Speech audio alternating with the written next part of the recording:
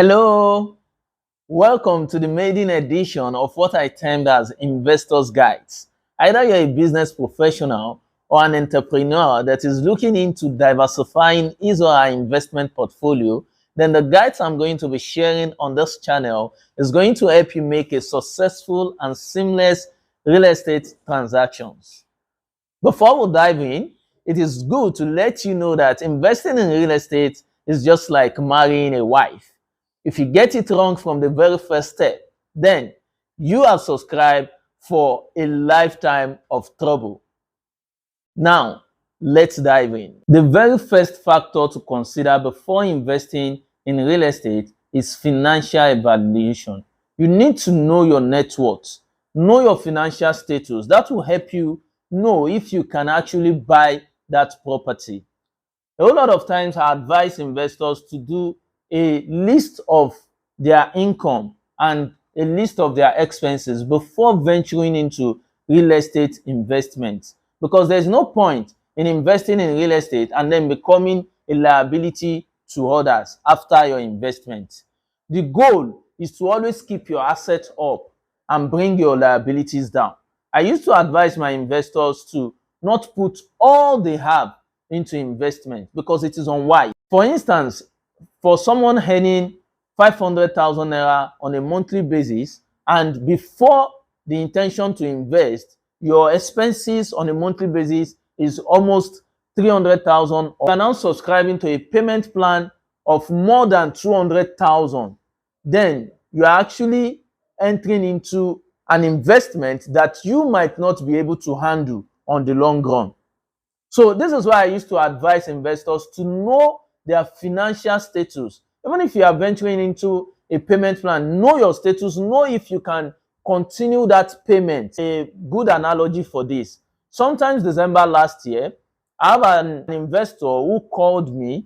He said he saw a particular estate from my page, which he is very much interested in. The estate is really in a very good location. The price is so juicy and everything about the estate is just top notch. So it's fine. I gave him all of the necessary information. It was like he cannot pay on a one-off, that he would like to subscribe to a payment plan. He decided to go for 6 months because he feel he have that finances to cater for it for the next 6 months. I said it's fine. I gave him the document, he signed the agreement, and he made the first payment. After the first payment, the next month, he made the second payment. The third payment is nowhere to be found. The next payment, the fourth, fifth payment, he didn't pay. And I was trying to reach him all along. All the effort to reach him is futile.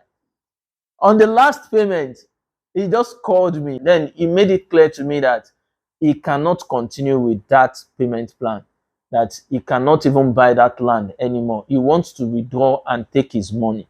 I was like, wow. And there is usually this clause in every real estate company's contract of sale that states that 40% administrative charges will be deducted from the amount you have paid if you want to withdraw from that payment plan.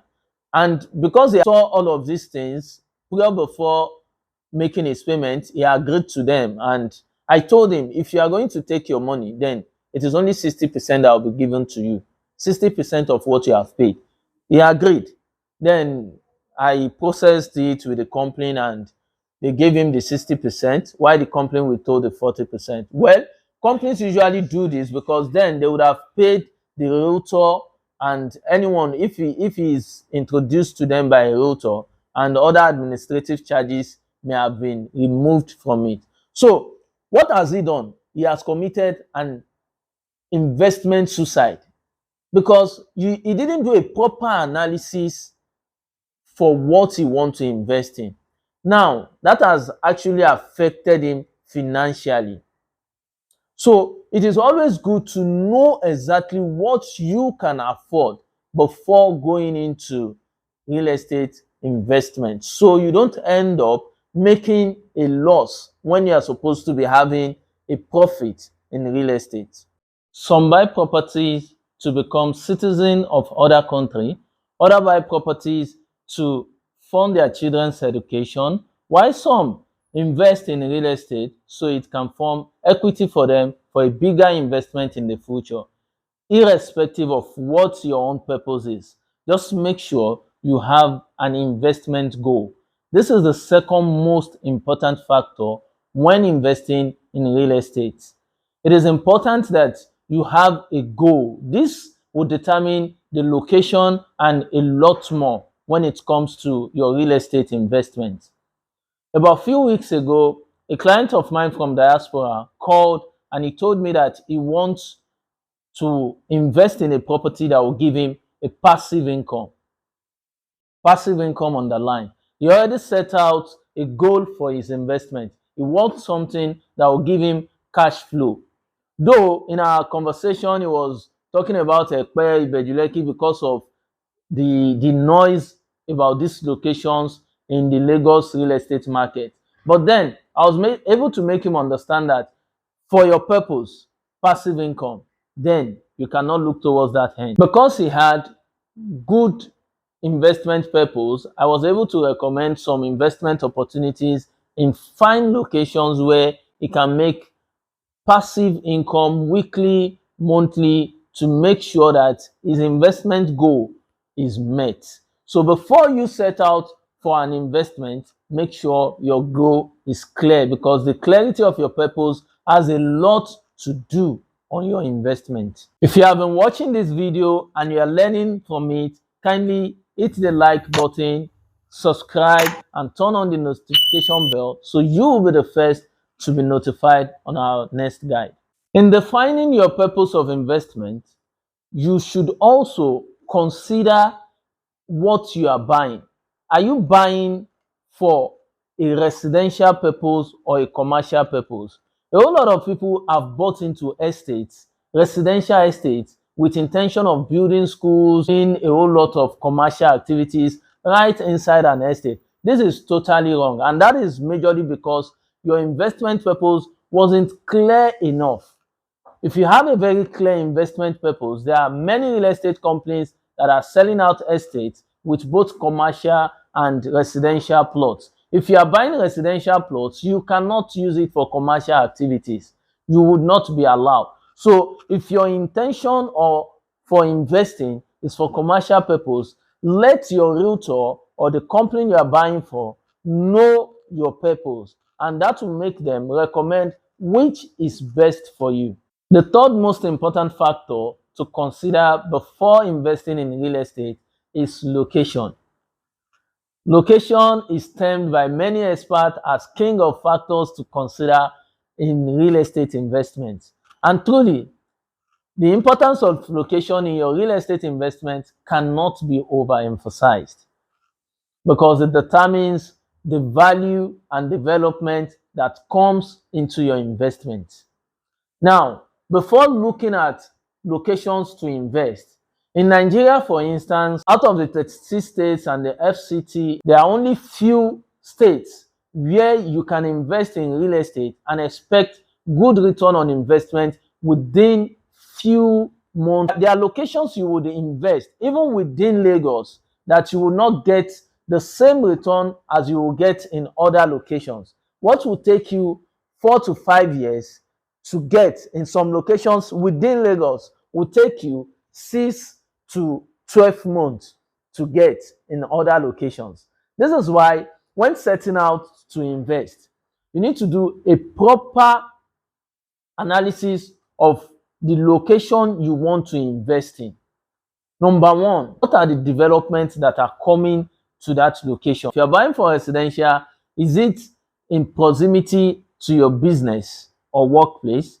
Is it in proximity to your children's school?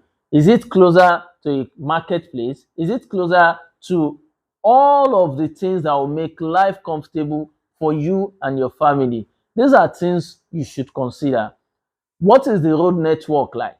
Does it have a good and accessible road network? I was in discussion with a client who told me how he bought some plots in Awoyaya some years back with the future in mind that Awoyaya would develop. Of course, Awoyaya is now fast developing. But of course, the property he bought does not serve its purpose because he bought it for residential purpose. He has actually built a three-bed bungalow on it, but then he couldn't stay there. Why? The road network is so frustrating. So he had to move from where he built to rent an apartment in an estate because of road accessibility. Also, if you are buying for the purpose of capital appreciation, you need to understand what development that are coming to that axis that would allow your property to appreciate, and what are the adjoining properties within that same locations. There are properties that will be closer to your investment that will allow your investment to also grow rapidly. For instance, if you are buying into a location that is close to the deep sea port, you already know that that location is really going to appreciate rapidly in few years because of the activities that will be taking place at the deep sea port, which would in turn be affecting your property.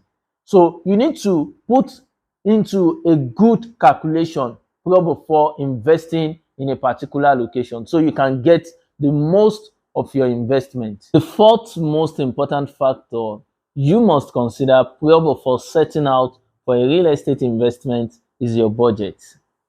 Your budget is so important because beyond paying for the land, there are other expenses you are going to make.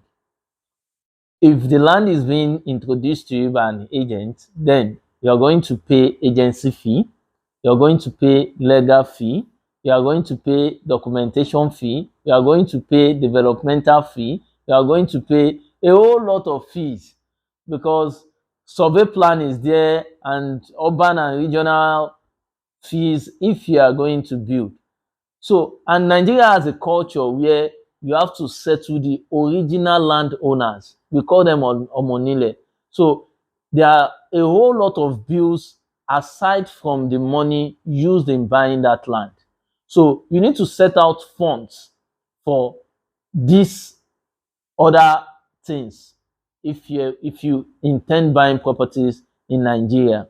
Even if you are buying company's property, you will still pay for developmental fee, you will pay for survey plan, you will pay for deed of assignment. So there are many payments there out there for you. If you see a land advertised for 5 million naira and your budget to buy a property is 5 million naira, my best advice for you is to leave that land and go for a property you can buy for 3.5. Then you can have your 1.5 to sort any other fee that comes after it. Funny enough, these real estate companies too pays omoniles. So you buying from an individual, you can't escape them. You would have to pay. That is why you also need to set out funds you will use in developing that properties. Take possession of that property. Don't just buy property and leave it. So it should be part of your budget. What the expenses you will use in taking possession of that property that you bought. So beyond the amount you are setting out to buy land, know that there are other expenses you need to make. I'm sure you've learned so much from this guy. So hit the like button, subscribe to this channel, turn on the notification bell, share with your friends. In my next guide, I'm going to be sharing detailed information on other factors that you must consider before investing in real estate. Thanks for watching. See you next time.